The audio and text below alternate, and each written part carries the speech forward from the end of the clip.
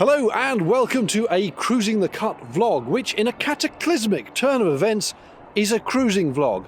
On my own boat. Yes, I know. If you're wondering how this has happened, you need to see the previous video. The first order of business is to move the boat from where I am in the marina to the other side of the marina and top up the water tank, and then I'll be setting off. This is a trip I've made roughly every 2 weeks for the past 2 years, because there's no water or electricity supply on my mooring, but it was much more scenic than any of the other moorings in the marina, and it was cheaper too. So every fortnight I just shift the boat to the facilities dock and spend an hour topping up the tank. Normally, then I'd move back to the mooring, but today I'm bidding goodbye to King's Orchard Marina and heading to North Kilworth Marina, where the boat will be put up for sale. This would be the first time I'd cruised since having the new hire cratchboard, which now has my aerial pole on it as well, so I hoped there'd be no low bridges to scrape under. I've taken to reversing out of marinas as, since I'm standing on the back, this means I get a better view of whether anything's coming along the canal, rather than just poking the bow out, tooting the horn and hoping for the best. It's easy enough to then turn to face the direction I want to go. This would be a journey of 72 miles and 30 locks, so about 10 days in canal time.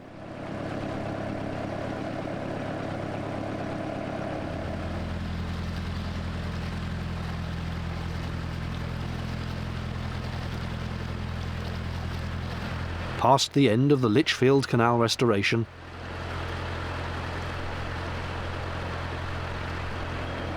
and the moored boats of Lichfield Cruising Club.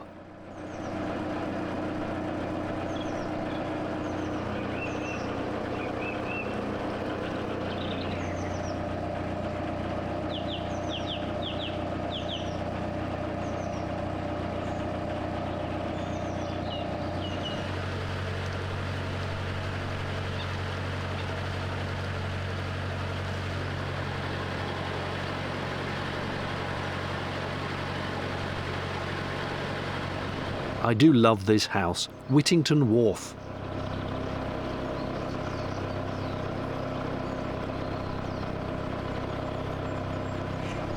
Look, the first heron of the trip, albeit a plastic ornament. The best thing about early spring cruising is all the vegetation is thinned out and not growing. Normally you can't see round this corner for tall reeds, but this was blissfully easy with perfect visibility. At the other side of the village, the canal reaches up to nudge the railway line, giving it a friendly caress before veering away again.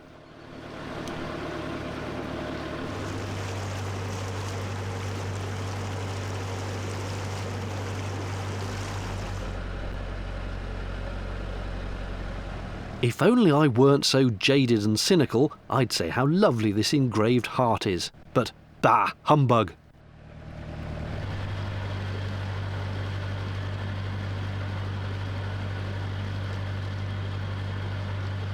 Hey, look, dried grass bales. Extraordinary. To think some people say canal boating is dull. Here at Hopwas, you could be shot if you ignore the warning signs.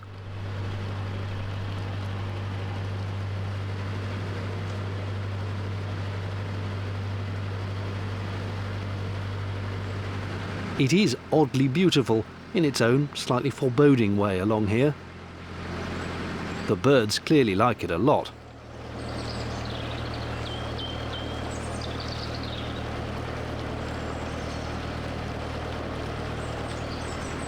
And here, for the first time all morning, sight of another moving boat.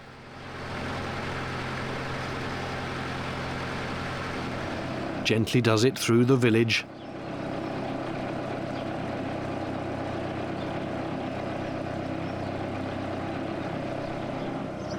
After 2 hours on the move, I must confess I'm getting quite cold.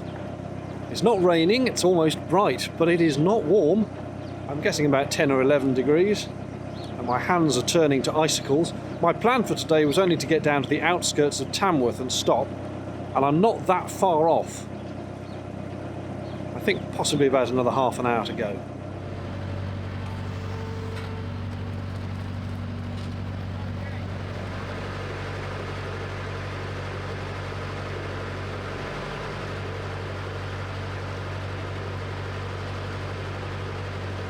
Just after this bridge is an ideal mooring spot, handy for the shops if you want them, and it's where I intended to stop as long as there was space.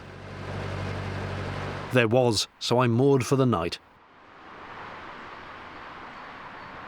The surprisingly busy traffic over the canal bridge behind didn't bother me a bit.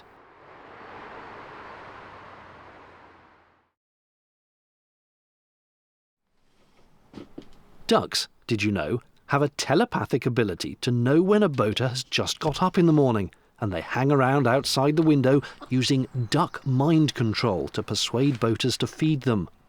Being entirely suggestible, I did as they telepathically controlled me and flung some suitable pellets in their direction.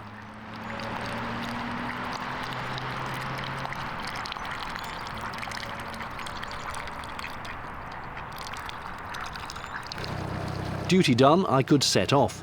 My plan for the day was to reach the bottom of the 11-lock Atherstone flight, which I'd then tackled the day after. Round Tamworth first, and towards the very familiar site of Fazeley Junction.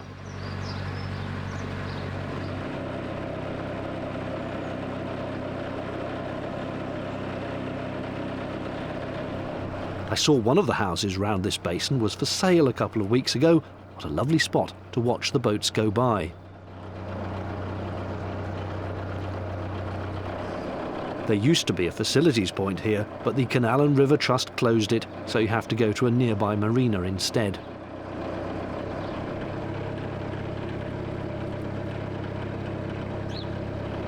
Fazeley Junction is where the Coventry Canal, which I was travelling along, meets the Birmingham and Fazeley Canal, which goes into England's second city.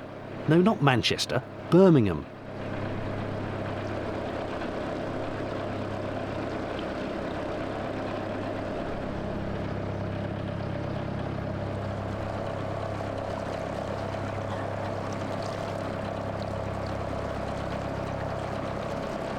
Last time I went through here, the boat thumped an underwater obstruction. No sign of it today as I edged gingerly through.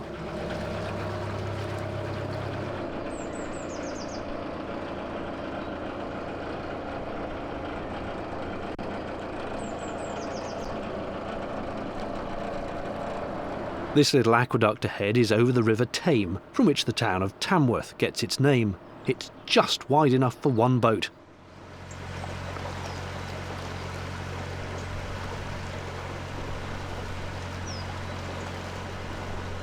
Inevitably, another boat, only the second I'd seen all day, appeared just as I was crossing, but they waited.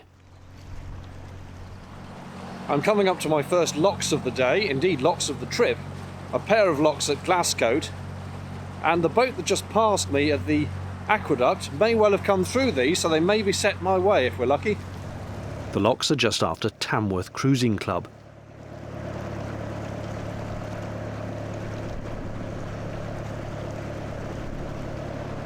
And under this railway line. There they are, just two in quick succession.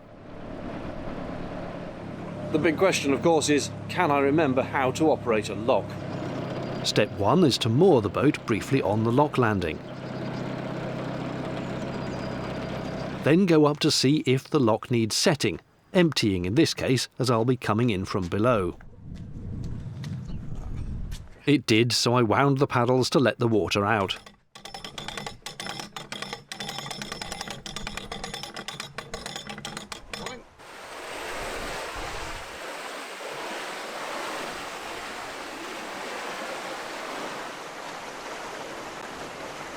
A few minutes later, with the lock empty and the lower gates open, I brought the boat in. Then I closed the gates behind it and could open the upper paddles to let water flow into the chamber from above.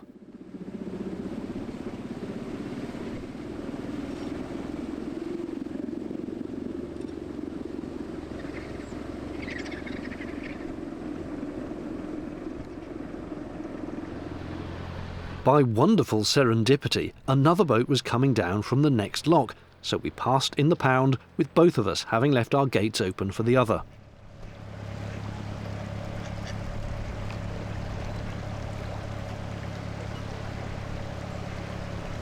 Locks done, I cruised past Glascote Basin Boatyard.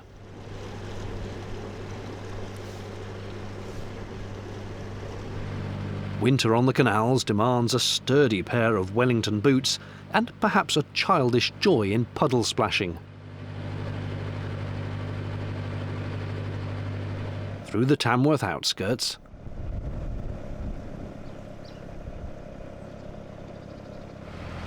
again, much less foliage at this time of year. Normally these weeping willows are an absolute demon to see through, obscuring your vision of the canal ahead, usually at points where you need to see most. Here's a prime example where the tree would typically stop you having any idea if another boat was coming under the bridge. In early March, however, no such problem. Bliss. I'm still often asked how narrowboats turn around, and this is the answer. A winding hole, a wider section just big enough to stick your bow into, push the back around, and off you go the way you just came.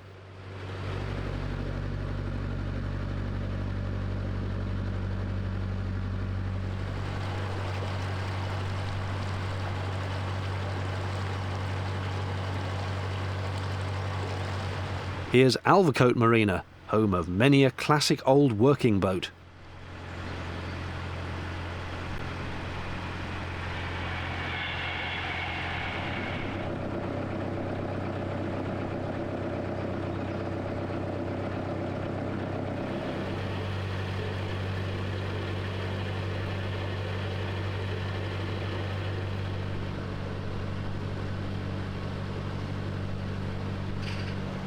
A handy sign on the bridge, there should be more like this.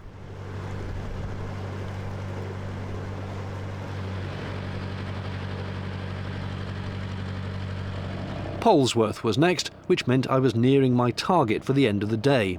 Just another couple of miles or so to go.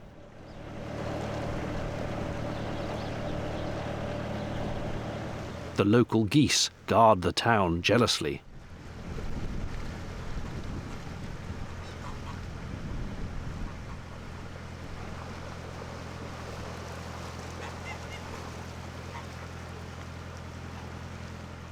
Shortly before I reached Atherstone Locks, day 2 came to a close in this peaceful spot with just the occasional train going by.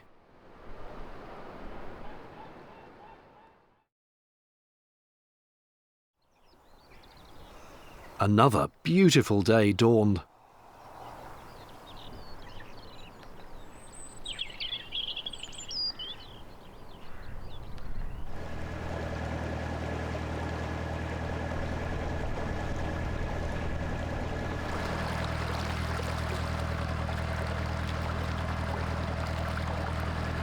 I'd thought I was isolated on that mooring, but it turned out I'd had neighbours just around the corner. I had just a mile before a bit of work beckoned. My plan for today is simply to do the 11 Atherstone Locks, which will be sufficient of an effort, I think, for an out-of-shape solo boater like me, as to count for one good day's effort. This early in the year, we are still early March here, there aren't normally lock volunteers around. They tend to come on stream once the winter shutdown is officially finished at the end of March. But I have heard it said that there are volunteers on at Atherstone. Another boater told me that. So if I'm lucky, there will be some people to help me up at least some of the locks. This hope was to prove unfounded, but for the moment my spirits were high.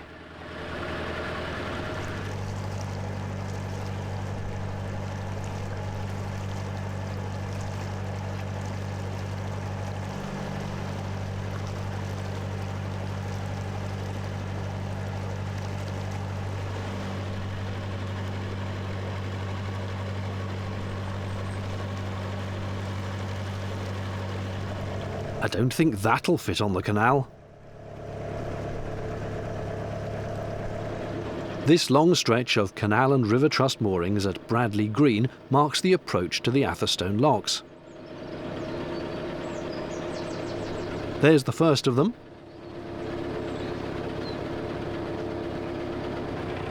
And soon enough I was in it and going up. 10 more to go.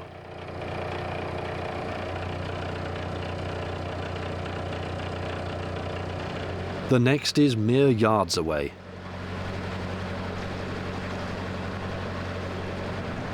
There are a handful of places you can moor as you go along this flight, but sometimes you find water levels in lock flights can be a bit inconsistent, especially if the lock gates are leaky. It's not unheard of for boaters to find themselves sitting on the mud, especially if any scallywags deliberately open the paddles.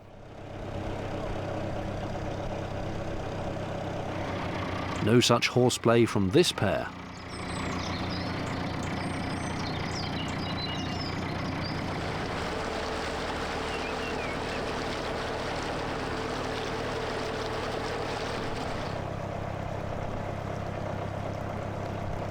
I have done locks 11 to 6 in the space of 2 hours. That's not as quick as I'd usually expect. I normally allow 15 minutes per single lock, narrow lock. But they're mostly set against me, so there we go. It is as it is. And those locks come largely in pairs with a gap between them. Little bit of cruising, just a few hundred yards between each pair. And the final 5 are, by and large, just one lock after the other after the other.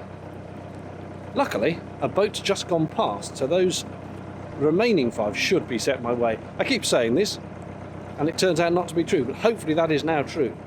It wasn't. I discovered another boat was going up ahead of me, which I hadn't spotted. Still, all was well, with the daffs near the top locks suggesting spring was in the air. This is it, the final lock of the 11. Once through, I'd cruise through Atherstone and out into the countryside before mooring again.